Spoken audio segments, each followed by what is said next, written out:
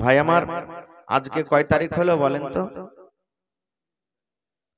জি 31 তারিখ হয়ে গেছে নাকি? 31 তারিখ হয়ে গেছে। আর বছরের এটা হলো শেষ দিন নাকি জি ভাই? 2024 সালের শেষ মাসের শেষ দিন। কালকে মানে 12টা রাত্রে আবার 1 তারিখ 2025 হয়ে যাবে। আল্লাহুস সামাদ। আবার আমরা জীবনের একটা উইকেট অর্থাৎ 1 বছরকে আমরা শেষ করে দিলাম। এটা মনে করিয়েন না যে আমার আপনার বয়স 30 বছর, 35 বছর, 40 বছর, 50 বছর হলো। জি না, আল্লাহ যেই বয়সটা আমাদেরকে দিয়েছেন সেই বছর, সেই বয়স থেকে 1 বছর কমে গেল। কমলো না? আমরা তো রববাটের মতন বাড়বো না, বাড়বো জি ভাই? আল্লাহ যেটা আমাদের ভাগ্যে লেগেছিলেন ওই বছর থেকে কমে গেল। আজকে আপনি 500 টাকা নিয়ে জালসা এসেছেন, 200 টাকা দিলেন, 100 টাকার ছেলে মেয়ের জন্য কিছু নিলেন, খেলেন, তো কমলো না? কতটি থাকলো না বাড়লো? জোরে বলেন। কমে গেল। 500 টাকা থেকে আপনি 200 টাকা দান করলেন, কমে গেল। 100 টাকা খেলেন, কমে গেল। আর কিছু নিলেন, কমে গেল। এই মতো আল্লাহ তাবারাক ওয়া তাআলা আমাদেরকে যেটা বয়স দিয়েছিলেন সেই বয়স থেকে 1 বছর কমে গেল। এবার আমরা কি করব? ওই 1 জানুয়ারির দিন তখন বড় বড় যে মুরগা পেয়ারাই করে করে মুরগা রেখেছি, মুরগা বতক জবাই করব। কত ভাই চলে যাবেন কি মাঠে? এত বাতাস, করে বাতাস চলছে, কনকনে ঠান্ডা, মনে হয় চুলা ধরে না, আখা ঝরে না। তবু কত কষ্ট করে আমরা, নাক দিয়ে পানি ঝরছে, চোখ দিয়ে পানি ঝরছে, আর আমরা ওখানে বনভাজ করি, করি না ভাই? যেগুলা শরীয়তের নিঘাতে হারাম, বনভাজ করা চলবে না। কেন বনভাজ করবেন? এই জন্য যে আল্লাহ যদি আজকে আমি ডিম রান্না করে খাই, মাছ মাংস খাই, গোটা 1 বছর কিন্তু জীবনে আমি কি করব? আমি 2025 সাল পর্যন্ত খালি মাছ মাংস খাবো, কোনোদিন নুন দিয়ে খাবো না। এটা ভুল রে ভাই। এই সমস্ত জিনিস করতে হয় না। কি করতে হবে? আল্লাহর দরবারে কাঁদতে হবে, আল্লাহর দরবারে গিড়গিড়াইতে হবে। এই আল্লাহ, 1 বছর আমি নামাজ পড়লাম কি পড়লাম না, রোজা রাখলাম কি রাখলাম না, কাকে মারলাম, কাকে গালি দিলাম, আল্লাহ কাকে ঠকলাম, কাকে কি করলাম না করলাম, আল্লাহ তুমি এই বছরকার গুনাহকে maaf করে দাও। সামনে যেটা 2025 সাল আসছে, আল্লাহ জীবনে জেনে বুঝে গুনাহ আর করব না। এই নিজের নফসের মুহাসাবা করতে হবে। এটা নয় যে বনভাজ করতে হবে, খারজা হোক, ওদিকে আমি যাব না। ভাই মুসলমান, আল্লাহ তাবারাক ওয়া তাআলা এই দেখেন আমাদেরকে দুনিয়াতে জন্ম দিয়েছেন। আমাদের মধ্যে এক প্রকারের মানুষ, আমরা বেটা ছেলে পুরুষ, আর একটা হলো মেয়ে ছেলে নারী। ভাই মুসলমান, আজকে আমরা নারী মেয়েদের, মা খালাদের, বোনদের ইজ্জত সম্মান আমরা দিই না। আল্লাহ তাবারাক ওয়া তাআলা তাদের মান সম্মান কত দিয়েছেন জানেন? আল্লাহ তাবারাক ওয়া তাআলা এই পাক পবিত্র কোরআন, কোরআনে 114 সূরা আছে। 114 সূরার মধ্যে আল্লাহ তাবারাক ওয়া তাআলা একটা সূরা দিয়েছেন, সূরাতুন নিসা। যারা কোরআন পড়তে জানছেন সূরাতুন নিসা। নিসা মানে কি? মহিলা, আওরাত। কিন্তু আল্লাহ তাবারাক ওয়া তাআলা কোরআন মাজিদে সূরাতুর রিজাল বলে কোন সূরাতেই নেই। দেখেন, এক টাইম, এক সময় এমন ছিল, জামানায়ে জাহেলিয়াতে, ওরে সুবহানাল্লাহ, কি করত তারা জানেন? আল্লাহ তাআলা কোরআনে বলছেন, ওয়া ইযা বুশিরা আহাদুহুম বিল উনসা যাল্লা ওয়াজহুহু মুসওয়াদ্দান ওয়া হুয়া কাযীম।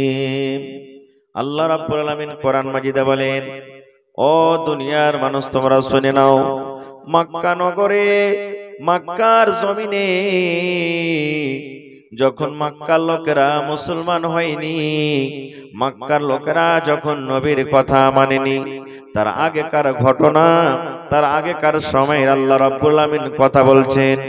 ও দুনিয়ার মানুষেরা, যখন মক্কা নগরে কোন বাড়িতে মেয়ে জন্মগ্রহণ হইত, বেটি জন্ম নিত, ওই বাবার মুখখানা কিন্তু কালো হয়ে যেত।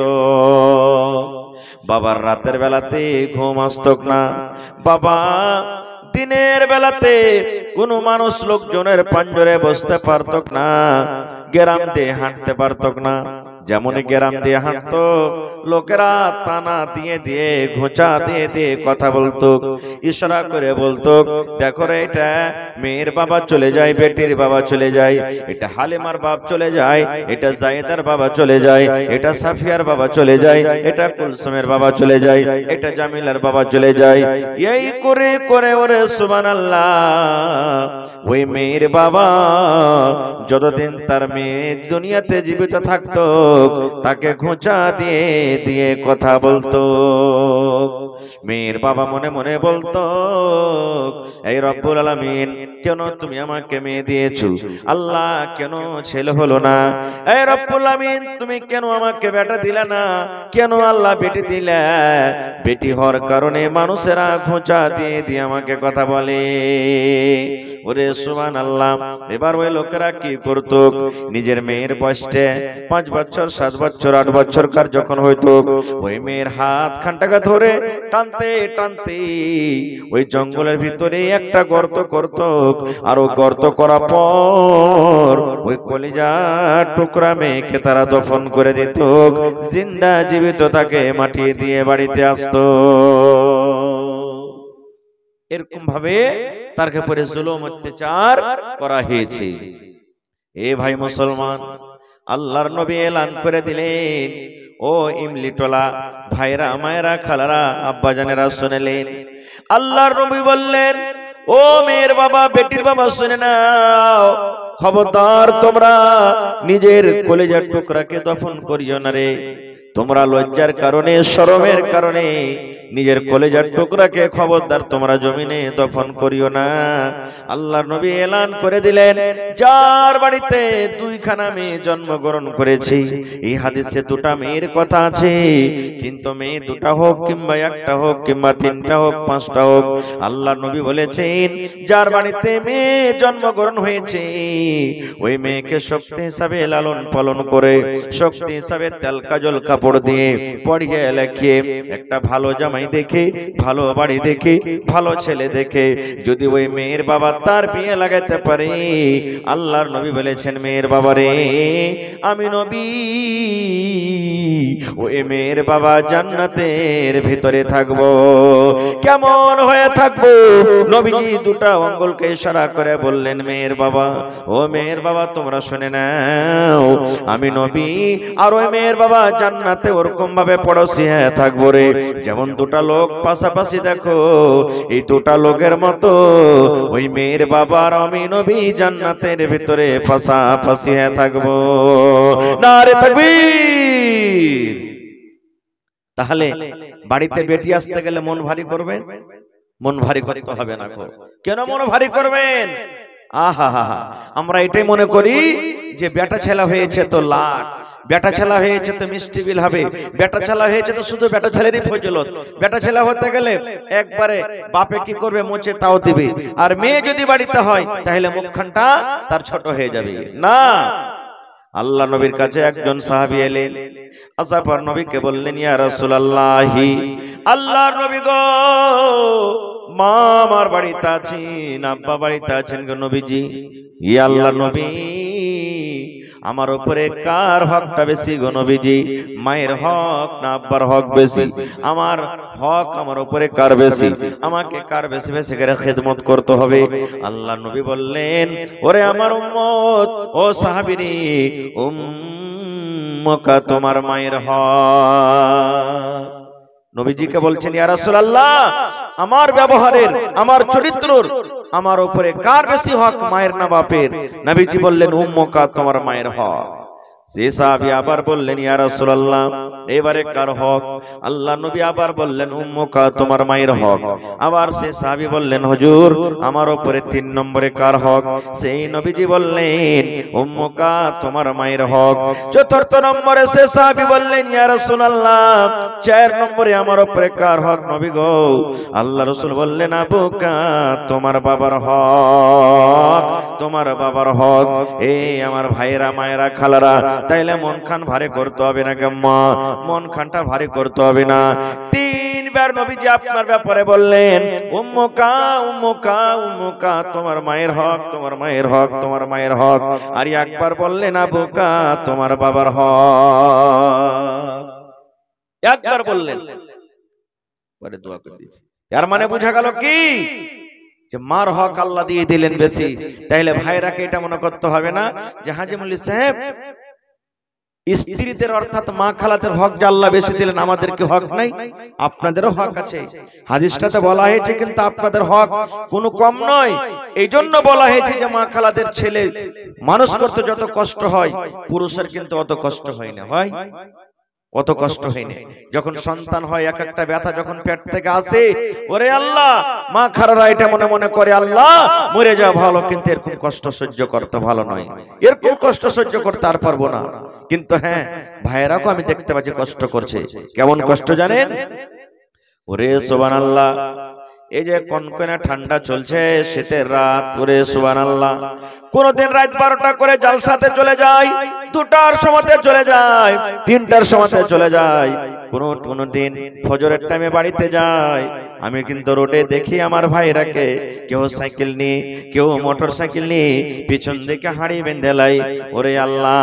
আর চলে যায় আপনার কাঠিয়ার মার্কেট, চলে যায় আপনার পূর্ণিয়ার মার্কেট, ওখান থেকে মাছ খরিদ করে, এত কনকনে ঠান্ডাতে মাছ খরিদ করি। আমার ভাইরা গ্রামে গ্রামে সূর্য উঠতে না উঠতে চলে যায়। আর সূর্য উঠতে উঠতে গ্রামে ঢুকলো, বেলা 7টা 8টা হতে না হতে সমস্ত মাছকে বিক্রি করে বাড়ির দিকে রওনা হয়ে গেল। কত ভাইকে দেখবো রে আল্লাহ, ঝমঝম ঝমঝম ঝমঝম করে মাখ হয়, পানি হয়, মাঠে আমার ভাইরা কাজ কাম করছেন। ওরে আল্লাহ, তাকে কোনো বিজলির ডর নাই, ঠান্ডা লেগে যাবে তার কোনো ডর নাই, শুধু মেয়ে ছেলের জন্য মাঠে কাম কাজ করে। ওরে আল্লাহ, গরমের টাইমে, গরমের সময়তে এমন গরম, এমন গরম, 13 ফুটা রোদ, ফ্যানের তলে থাকা যায় না, গাছের তলে থাকা যায় না। এরকম আমার ভাইরা নিজের গায়ের চামড়াকে পুড়িয়ে পুড়িয়ে, জ্বলিয়ে জ্বলিয়ে নিজের মেয়ে ছেলের জন্য, বেবি বাচ্চার জন্য তারা কাজ কাম করে বাড়ির দিকে রওনা হয়ে যায়। তাদের হক কোনো কম নাই। আল্লাহুস সামাদ। তো খারজা হক বলার উদ্দেশ্য, আল্লাহ তাবারক ওয়া তাআলা বেটি যদি বাড়িতে দেয়, বাপকে বলা হয়েছে জান্নাতের ভিতরে যাবে। আর যদি সুবহানাল্লাহ স্ত্রী মা যদি হয়, মার মহিলাটা যদি মা হয়, তার ব্যাপারে বলা হয়েছে যে তোমার মায়ের তোমার উপরে হক। এবার রাসূল বলেছেন তোমার মায়ের তলে, তোমার মায়ের পায়ের তলে তোমার জন্য জান্নাত। 3 নম্বরে যদি বিবি হয়, বিবি যদি হয়, স্ত্রী হয়, আল্লাহ রাসূল বলেছেন একটা মহিলা নামাজ পড়ে, একটা মহিলা রোজা রাখে, একটা মহিলা হজ করে, একটা মহিলা দান করে, একটা মহিলা তেলাওয়াত করে, একটা মহিলা নফল তাহাজ্জুদ করে।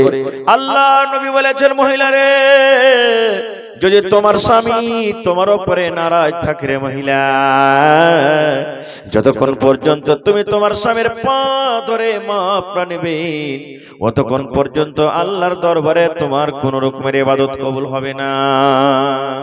তুমি নামাজ পড়ো, নামাজ কবুল হবে না রে। তুমি রোজা রাখলে রোজা কবুল হবে না। তুমি তেলাওয়াত করো, তোমার তেলাওয়াত কবুল হবে না। দান করলে দান কবুল হবে না। তুমি যদি তাহাজ্জুদ পড়ো, তাহাজ্জুদ কবুল হবে না। কতক্ষণ হবে না? যতক্ষণ তোমার স্বামীর কাছ থেকে তুমি মাপ না নিয়ে, তোমার স্বামী যতক্ষণ তোমার উপরে রাজি না থাকবে। এই জন্য বলবো মাকে, নামাজ পড়তে গেলে শুধু দিনদার হওয়া যাবে না, শুধু রোজা রাখতে গেলে দিনদার হওয়া যাবে না গে মা। নিজের স্বামী হলো সব থেকে বড় জিনিস, নিজের স্বামীকে আপনাকে খুশি রাখতে হবে। আল্লাহর নবী বলেছেন একজন মহিলা মারা গেল, একজন নারী মারা গেল, জীবনে তার স্বামী তারপরে কোনোদিন রাজি ছিল না, তার স্বামী নারাজ হয়ে থাকতো, স্বামীর কথা মতো জীবনটা কাটতো না। আল্লাহ নবী বলেছেন যদি স্বামী মাফ না করে, নারাজ হয়ে থাকে, আর মহিলাটা যদি মরে যায়, আল্লাহ রাসূল বলেছেন মহিলা রে, তুমি আল্লাহর জান্নাত পাবে না রে, তুমি আল্লাহর জান্নাতের ভিতরে যাবে না, আল্লাহর জান্নাতের ভিতরে যাবে না। তোমার স্বামী তোমাকে যতক্ষণ মাফ না করবে, তুমি আল্লাহর জান্নাতে যাবে না। কত মা খালা এমন আছে মানুষের জীবনে হবে, টোকঝোক ঝগড়াঝাটি হবে, হবে না ভাই? স্বামী স্ত্রীর জীবনটা একটা এমন জীবন যে দুজনের যে চলার একটা ক্যাপাসিটি, যে চলার একটা নিয়ম আছে, দুজনের যদি ম্যাচ না খাইতে জীবনটা কাটবে না। এই গত রাতে, মানে এইটা রাত নয়, যেটা রাত কেটে গেল, ওই রাতে আমি সোপলে জালসাতে ছিলাম। তো পাতনা স্টেশন পর্যন্ত যে গাড়িখানে আমাকে আনতে এসেছে, সুবহানাল্লাহ, ওই গাড়িখানটা যখন আমি চাপলাম চার চাক্কাতে, বোলেরো গাড়িতে, তো রাস্তাতে হাঁটছে তো হিলডল হিলডল করছে, যাকে আমরা বলি চাক্কা ঢক হয়ে যায় যখন, গাড়িটা হিলাঢালা করবে না, করবে না, হিলডল করছে। তা আমি ড্রাইভারকে বললাম, ড্রাইভার ভাই, আপনার গাড়িটা কেন এরকম, মনে হয় একবার এদিকে ঝুঁকছে একবার এদিকে ঝুঁকছে, ভালোভাবে সোজা পথে চলে না। বলছে, ভাই রে, এই চাক্কাটা একটা পাংচার হয়ে গেছে, যার কারণে বাড়িতে একটা একটু বড় চাক্কা ছিল, তো ওই চাক্কাটা লাগাচ্ছি। দেখেন, একই গাড়ি, শুধু চাক্কাটা একটু বড়, যার কারণে গাড়িটা ভালো হয়ে চলে না। এই মতো মুসলমান স্বামী স্ত্রীর একটা জীবন, আগেকার চাক্কা যেমন আছে পিছকার চাক্কা ওরকম হইতে হবে। চাক্কা সমান হতে গেলে জীবনটা চলবে, আর চাক্কা যদি বড় ছোট হয়ে যায় ওই গাড়ির মতন কিন্তু জীবনটা চলবে না। আল্লাহর নবী বলেছেন, স্বামী স্ত্রীতে রাগ হয়েছে, স্বামী স্ত্রীতে একটু টনবন হয়ে গেছে, কথাবার্তা বলা নাই, রাতের বেলাতে যখন ঘুমাইতে এসেছে, নিজের স্ত্রী একদিকে মুখ ঘুরিয়া ঘুমাইছি, আর স্বামীটা একদিকে মুখ ঘুরিয়া ঘুমাইছি, ও আর দিকে কথা বলে না, ও আর দিকে কথা বলে না, ও রাগ করে একদিকে মুখ ঘুরিয়া আছে, ই রাগ করে একদিকে মুখ ঘুরিয়া আছে। এবার শোনেন মায়েরা রে, ও আমার খালারা দিদিরা, রাগ করে যদি আপনার রাতটা কেটে যায়, স্বামীর সাথে যদি আপনি কথা না বলেন, আপনি রাগ করে রাত কাটিয়ে দিলেন, আপনার স্বামী রাত করে রাগ কাটিয়ে দেয়, আল্লাহর ফেরেশতা দোয়া করেন কি দোয়া, নেক দোয়া নয়, তারা বদদোয়া করেন, বদদোয়া। কেমন করে বদদোয়া করে? এ হালিমা, এ খালিদা, এ সাফিয়া রে, এ আনোয়ারি, এ জামিলা, এ কুলসুম, এ হাবিবা, তোর স্বামী সারাদিন কাম কাজ করে এই বিছানে এসেছে, আর বিছানে এসে তুই কত রে একটু তেল গালা লাগালি না রে, মাথাটা তুই একটু দেবে দিলি না, তার সাথে একটু মিষ্টি ভাবে কথা বললি না, এই রাগ করে তুই শুতে আছিস রে মহিলা, তুই হালাক হয়ে যা, তুই বরবাদ হয়ে যা, তুই ধ্বংস হয়ে যা, তোর স্বামীকে তুই এরকম ভাবে কষ্ট দিস, এই জন্য তুই হালাক বরবাদ হয়ে যা, এরকম ভাবে তাকে বদদোয়া দেয়। এ আমার মায়েরা খালারা, আমি মানুষ দোয়া করব, কবুল হইতে পারে নাও পারে, কিন্তু আল্লাহর ফেরেশতা যদি দোয়া করে তাহলে কিন্তু ওদের দোয়া কবুল হবে, জীবন ধ্বংস হয়ে যাবে। কিন্তু এখানে তো উল্টাই ব্যাপার। উল্টা ব্যাপার কি জানেন? রাত করে শুইতে আছে, শুইতে থাকতে থাকতে যদি আমার ভাইরা কিছু বলে, যারে যা হয়েছে তা হয়েছে, এখন তো তোর ভূতটাকে নামিয়ে দে, আর কোন রাগ ঝাল করিস না। কি বলবেন রাগ করে জানেন? এমিন শালক করে থাকলে মুখ পোড়া, তুই তুই চিনিস কোন ঘরের বেটি আছি আমি? হ্যাঁ, মরা তোকে এখনো চাকরিতে পিছিয়ে ছাড়বো, বুঝেছিস কি এখন? হ্যাঁ, কোন ঘরের বাপ বেটি আছে জানিস তুই? এরকম ভাবে উল্টা পাল্টা করে কথা বলবে।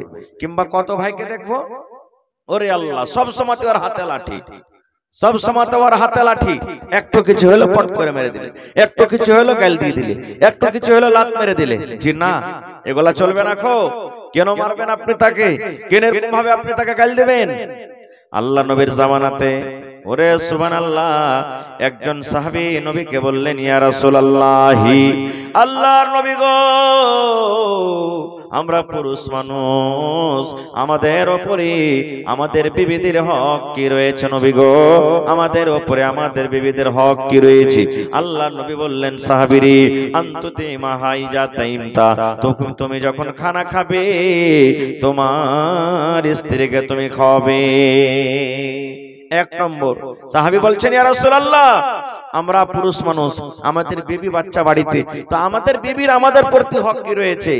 নবীজি প্রথম নম্বরে বললেন, আনতুতি মাহাইজা তাইমতা, তুমি যখন খাবে তোমার স্ত্রীকে তুমি খাওয়াবে। একটা গল্প বলছি ভাই।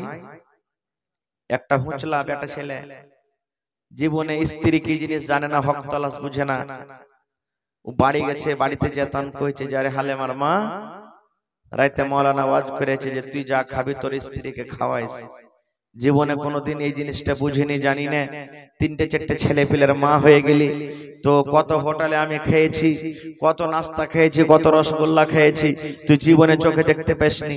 ভাই ওয়ার লাগে একটা 1 কিলোর মাছ কিনে নিয়ে এসে ওকে দিয়েছে, আর দিয়ে বলছে রে হালেমার মা 1 কিলোর মাছটা তুই রান্না বান্না করে খেলে এতদিন যা তোকে ছেড়ে ছেড়ে খেয়েছি মাইনাস প্লাস বরাবর হয়ে যাবে। এদিন থেকে যখন কোনো জিনিস আর খাবো তো দুজনে মিলে ভাগ যোগ করে খাবো। মেয়েলোক মানুষ এরকম অফার দিলে ভাই মনটা খুশি হবে না? হবে না? হবে না? মন খুশি হয়েছে। যাক আমার স্বামী আমার হক তলস বুঝেছে, মাছটাকে সুন্দর করে ভালো করে ও রান্না বান্না করেছে, সুন্দর করে রান্না বান্না করেছে। আর রান্না বান্না করার পর দেখেন তার দিলে দয়া কত। মেয়েলোক যতই বকঝক করুক, মুখ চপর চপর করে চলুক, কিন্তু আর দিলে কিন্তু নিজের স্বামীর উপরে খুব মায়া মোহাব্বত হয়। একটু বাড়িতে মাছ রান্না করেছেন, বলবে আহ আমার স্বামীটা কাম কাজ করে আসছে কত কষ্ট করে, আপনাকে একবার দিবে, ও কি খেলে না খেলে আবার সকালে যাবে আপনার জন্য ফের একটু লুকিয়ে রাখবে। রাখবে না? রাখবে না? রাখবে না? হ্যাঁ। আর কত মা খালা আছে তুই খা চা না খারে মিনছে আমার পেট ভরলি হইল, এরকমও কত মা খালা আছে। তো ওকে 1 কিলো মাছ দিয়েছে, রান্না বান্না করেছে, ওর স্বামীটা হাল ভেসছে, তো খোরাটা এগিয়ে দিয়েছে ওকে, জি আব্দুল্লাহর বাপ তুমিও খাও আমার জন্য রাখিও, তুমি নেই আমার জন্য এনেছো 1 কেজি মাছ, তা আমি কি একা খেয়ে নেবো? তুমিও খাও। এখানটা পিস যখন খেয়েছে তখন ভালো লেগেছে, তখন কইছে হ্যাঁ রে অন্য অন্য দিন তো তুই এরকম করে কোনোদিন মাছ রান্না করিস না, কত ভালো করে বানালছিস, তুই একা একা খাবে লেগে নাকি? আর এখানটা খেয়ে দেখি তো, আর একটা পিস দিত, আর একটা পিস দিত, এই করতে করতে ভাই ই হাঙ্কেরে আজাগর সাপ একলাই 1 টুকরা মাছ খেয়ে নিয়েছে। মাছ তড়িয়ে গেল। স্ত্রীটার মনে দুঃখ হবে না? হবে না? জোরে বলেন।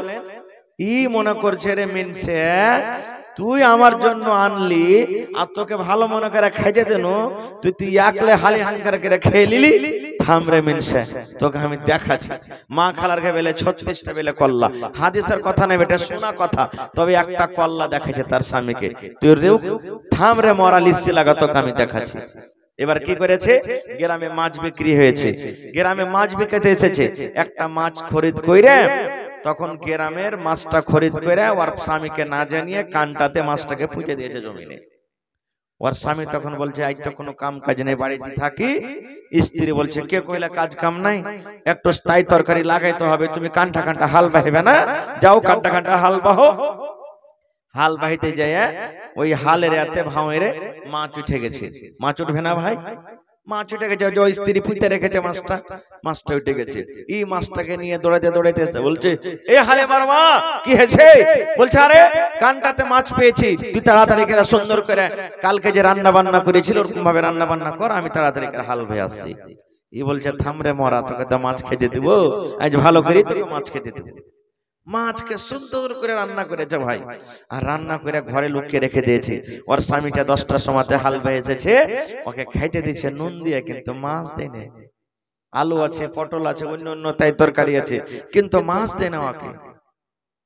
এবারে তখন 1-2 মিনিট পর তখন স্ত্রীকে বলছে যে আব্দুল্লাহর মা আর বাড়িতে তাই তরকারি কই, মাছ কি রান্না করনি তুমি? কইছে মাছ? কেমন মাছ? মাছ কই কিনেছি আজ, কেমন মাছ তুমি খাইবে?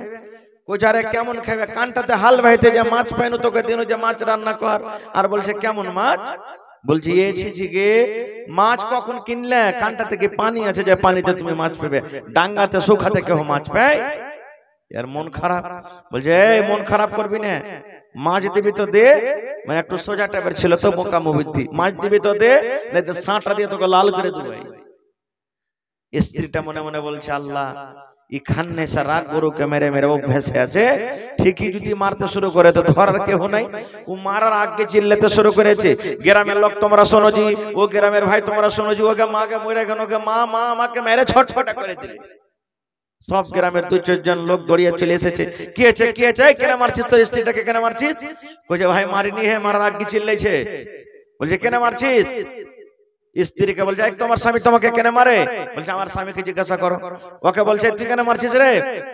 বলছে ভাই এই জন্য মারছি যে কানটাতে একটা হাল বাহিতে যে মাছ পেয়েছি, ওকে মাছটা রান্না করতে দিয়েছি, সব তরকারি দিচ্ছে ভাই, মাছটা দেই না কো। বলছে মাছ কই? এই মহিলার তখন বলছে যে আচ্ছা ভাই আপনারা বলেন তো, এতদিন থেকে জীবন আপনাকে কেটে গেল, সুখ খাতে কোনোদিন হালের ভে মাছ পেয়েছে? ও তো জানে না যে ভিতরকার কথা কি।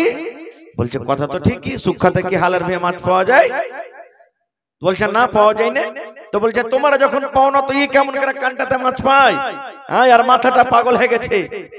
মহিলাটা মনে মনে বলছে আল্লাহ রে, আমি তো আমার স্বামীকে বোকা বানিয়ে দিলাম, ইয়াদের যাওয়ার পর আমাকে ছাড়বে না, সাঁটা দিয়ে কিন্তু লাল করে দিবে।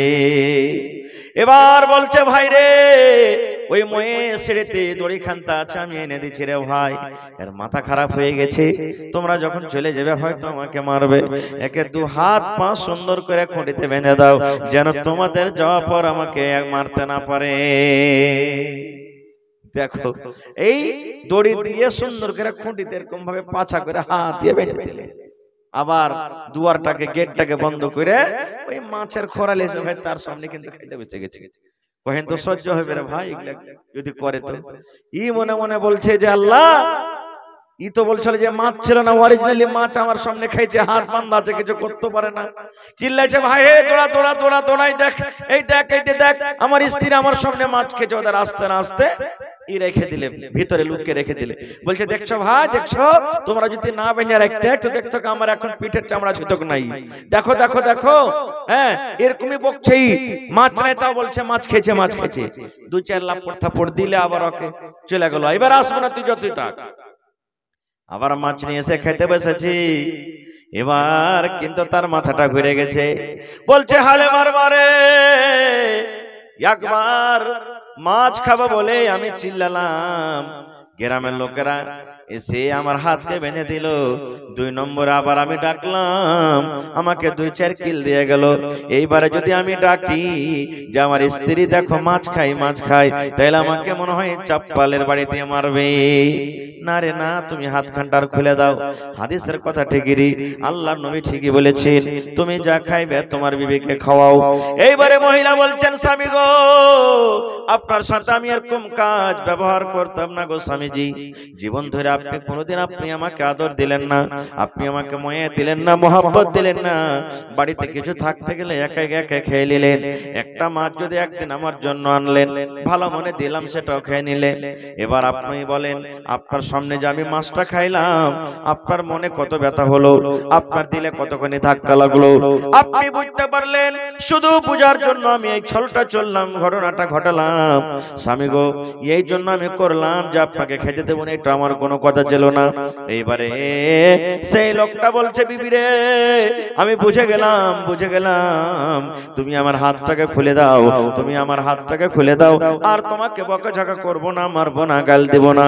আমি জীবন যতদিন আমার বাঁচবে, তুমি যতদিন বাঁচবে, আমরা স্বামী স্ত্রীতে ভাগ যোগ করে খাবো।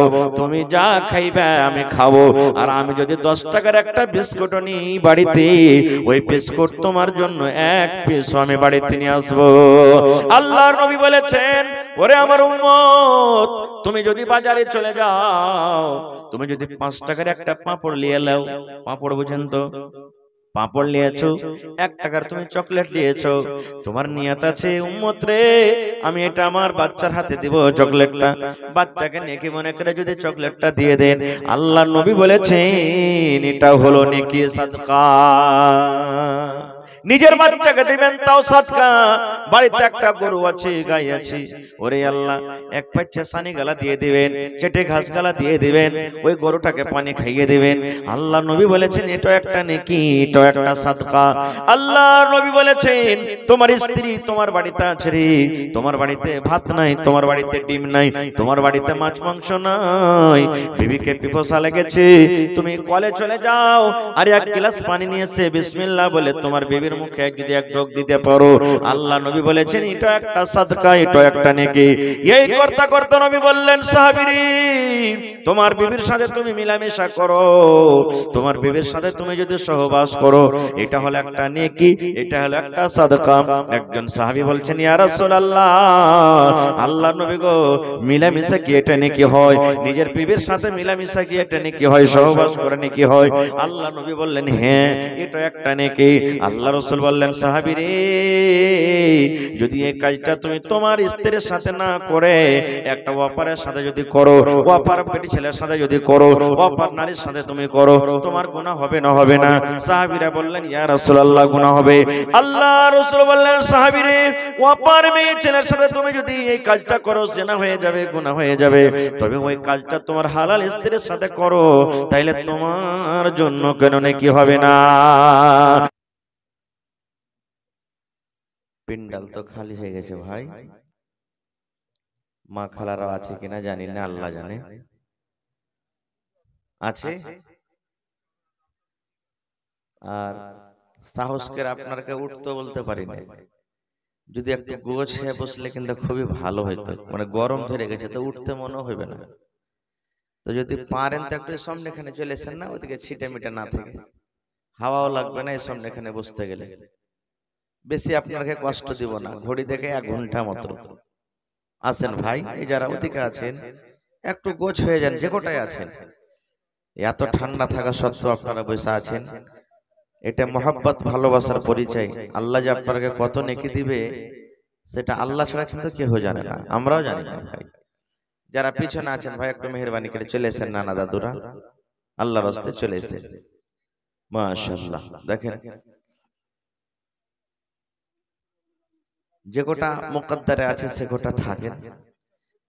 এখন 12টা বাজলো, 1টা পর্যন্ত আমার সাথ দিবেন তো আপনারা? বলেন ইনশাআল্লাহ।